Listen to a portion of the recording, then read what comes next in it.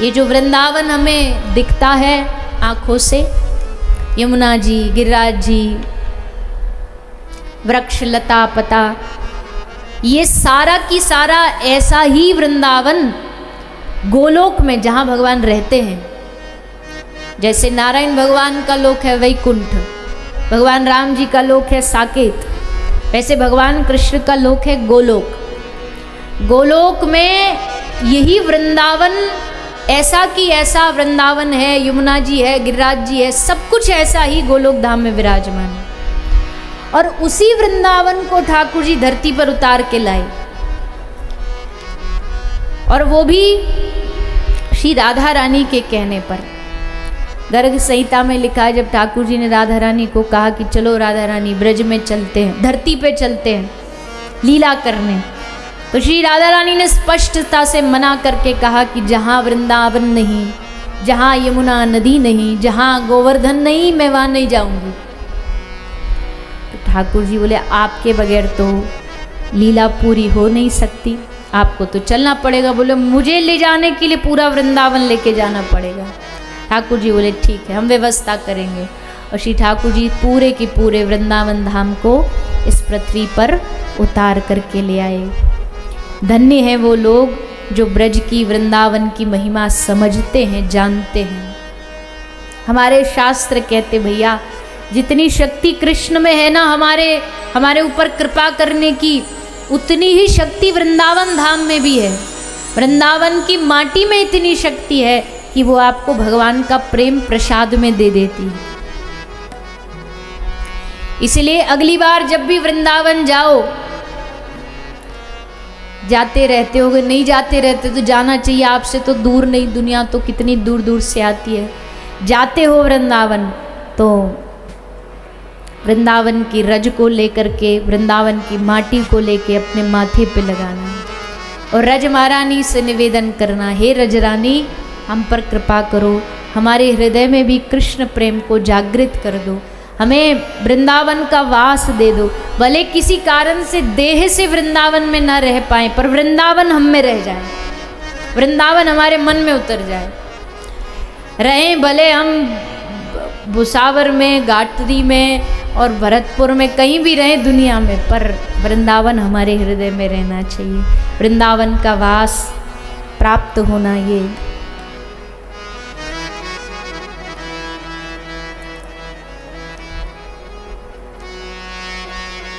कर वृंदावन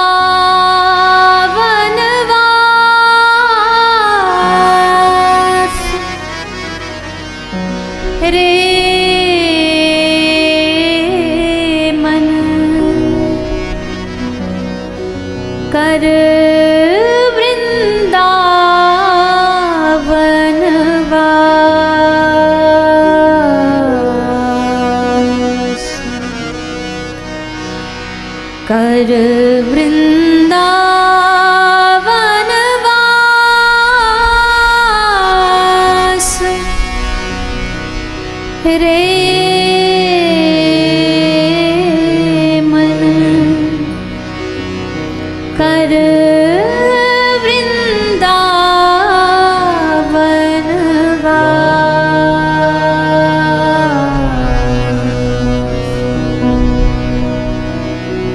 छोड़ जगत की आशा कर अब, छोड़ जगत की आशा कर,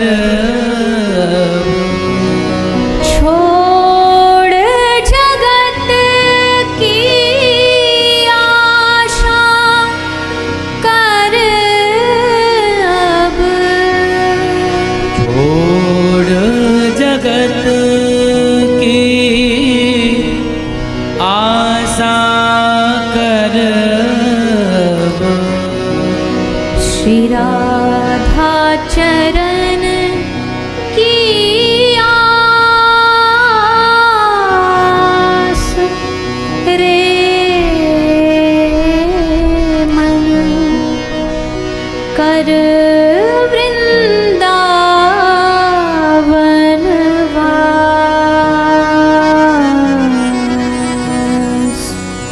कर वृंदावन वास रे मन कर वृंदावन वास। और वृंदावन वास करके क्या करेगा वहां? तो कहता है राधा राधा रटहु निरंतर, राधा राधा रटहु निरंतर, राधा राधा रटहु निरंतर, राधा राधा रटहु निरंतर, प्रतिदिन प्रति क्षण श्वास रे मन कर वृंदावन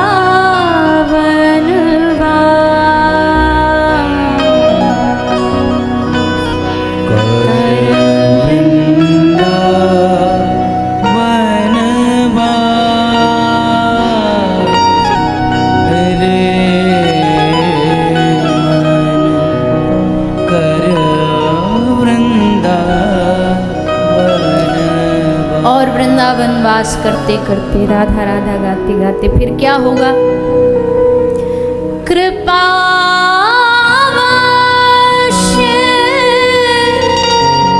करेंगी स्वामिनी,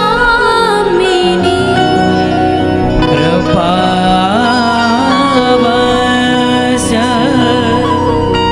करेंगी स्वामिनी, कृपावश्य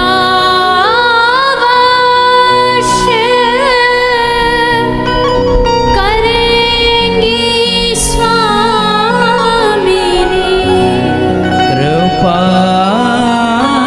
कृपावश्य करेंगी स्वामिनी, कर मन दृढ़ विश्वास रे मन कर वृंदावन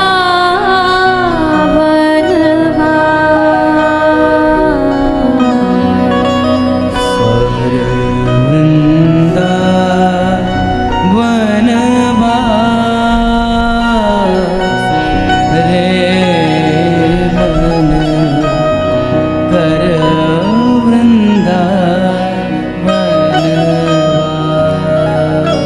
छोड़ जगत की आशा कर अब, छोड़ जगत की आशा कर श्री राधा चरण की आस रे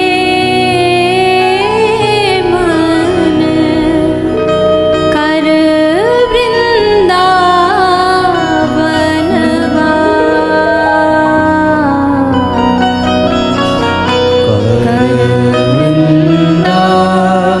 वृंदावन वास रे मन कर वृंदावन वास। छोड़ जगत की आशा कर अब श्री राधा चरण की आस, जगत की आशा छोड़ करके श्री राधा चरणों की आश लगा करके वृंदावन वास कर और वहाँ पड़ा पड़ा जो श्री राधा राधा राधा गाता है, तो फिर कृपा अवश्य करेंगी स्वामिनी, कर मन दृढ़ विश्वास। इस मन को दृढ़ विश्वास संतों की वाणी दिलाती है कि यहाँ का किया गया भजन कभी भी व्यर्थ नहीं जाता। वृंदावन में एक एक श्वास पर जो भगवान का नाम लेता है वो गिना जा रहा है, वो हमारे आगे आने वाले भविष्य के लिए श्री ठाकुर जी और श्री राधा रानी के द्वारा गिना जा रहा है कि इसको हमें इतनी शक्ति देनी है, इतना बल देना है कि ये एक दिन हमारे उस धाम की सेवा में आ जाए। इसलिए कर वृंदावन वास रे मन। और वृंदावन वास से लाभ क्या है? बोले वृंदावन वास करके भजन भी नहीं कर पाए तो कम से कम वृंदावन में रहने का मतलब है श्री राधा रानी की गोद में रहना, उनके चरणों में रहना, श्री ठाकुर जी की नजरों में रहना है। तो जो उस ब्रज भूमि के अंतर्गत रहता है या उस ब्रज भूमि के आसपास भी रहता है या ब्रज भूमि जिसके हृदय में रहती है, बहुत सारे ऐसे लोग हैं जो चाहते हैं ब्रज में वास करना, वृंदावन वास करना, लेकिन अभी कृपा नहीं हुई। लेकिन उनका एक एक पल एक एक क्षण ऐसा बीतता, कब ठाकुर जी वृंदावन बुलाएंगे, कब ब्रज में वास देंगे। ऐसे लोगों को भी जिनका हृदय दिन रात वृंदावन के लिए, ब्रज के लिए तड़पता है, उनको भी ब्रजवास का ही फल प्राप्त होता है। इसीलिए अनेक पुराणों ने वृंदावन की महिमा को गाया है, ब्रज की महिमा को गाया है, ब्रज की रज की महिमा को गाया है। तो ठाकुर जी इस ब्रज में ऐसे ही नहीं उतर आए, भगवान जानते इस ब्रज की महिमा को। प्रभु ने इस ब्रज की रज की महिमा को जाना, तभी तो ब्रज की रज को मुख में अपने माटी को धारण किया। इसलिए धारण किया क्योंकि भगवान इस महिमा को बढ़ाना चाहते, सबको बताना चाहते, देखो भगवान होकर के भी मैं ब्रज की माटी को अपने मुख में धारण कर रहा हूँ, तो ये माटी कितनी धन्य होगी।